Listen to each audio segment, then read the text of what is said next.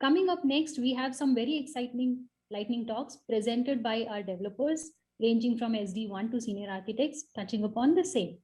Let's start off with our first talk by Avinash Vundyal. Avinash has worked on building various systems that provide immersive and interactive video content. He is also very passionate about end to end product solutioning and building data intensive distributed systems. He'll be talking to us about interactive videos, the new kid in town. Over to you, Avinash.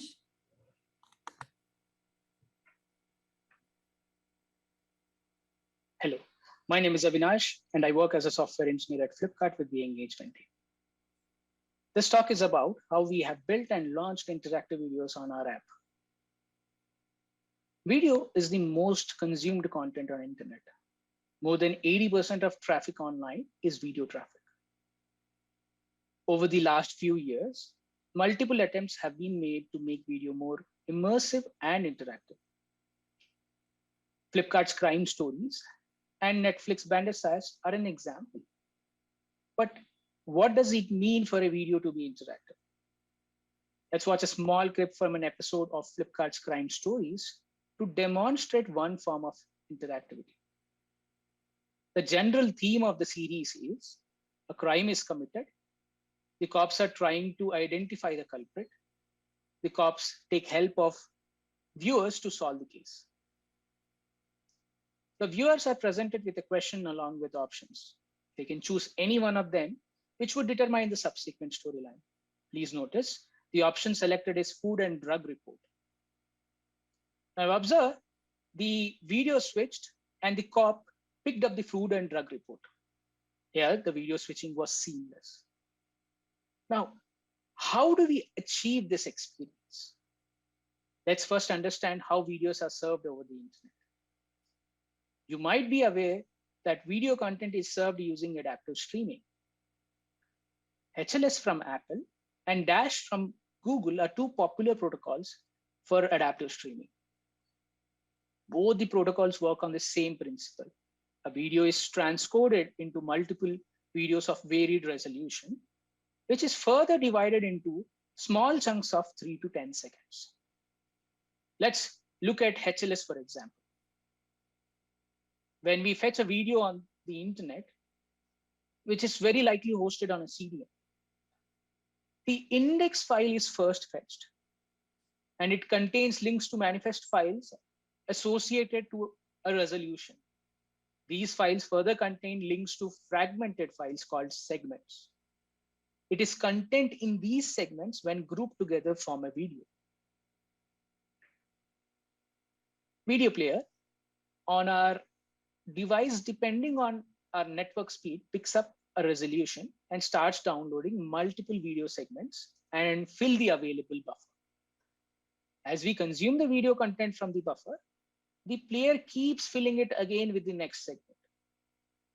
This usually is shown on the progress bar. As you can see on the left side, you can see content already consumed. The middle gray part represents the content that is loaded into our buffer, and remaining is yet to be loaded.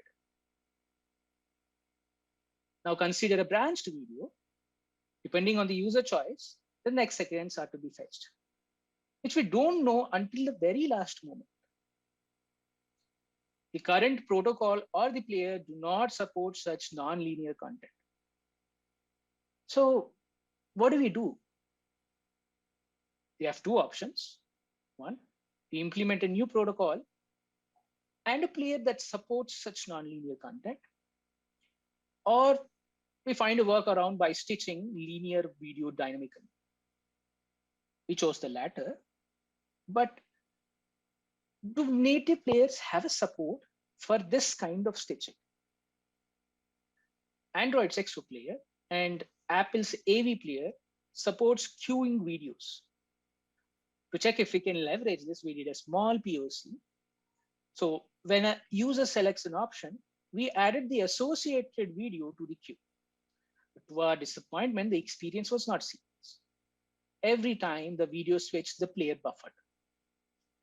To quote a research, just one buffering event decreases the amount of video watched by 39%. How do we solve this buffering problem? In general, when you watch content on internet, network blips have negligible effect on your video viewing experience because the player upfront has filled your buffer and you continue to watch video from the buffer. Unless you have a prolonged network issue, your experience is not impacted. We thought, why not leverage this? And let me explain how. Assume this is the timeline of the video. And at this point, the user is presented the options and he has to select one. If we prefetch and store initial segments of all the next videos, even before the user is presented the option, then when the user selects an option, we would have got everything on the device itself to make a seamless transition.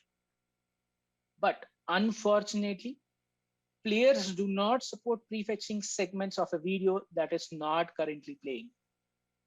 So we had to do something about it. So we took the native player and built a wrapper around it.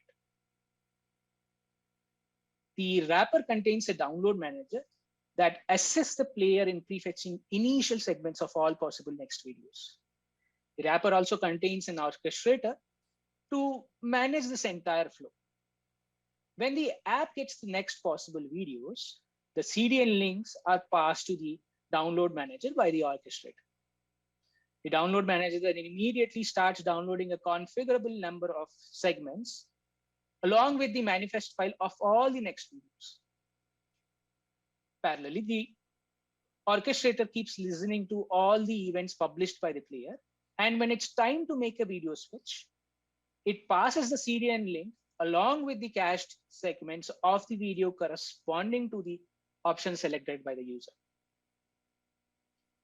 This simple approach solved the buffering issue and the video switch was seamless.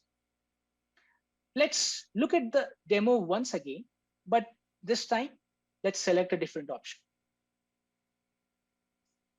Again, the user is presented with a question and options. This time we have selected the victim's blood report.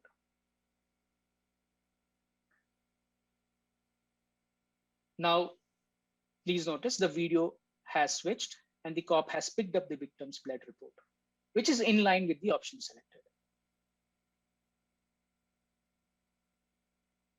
So this is how we built interactive videos. Thank you.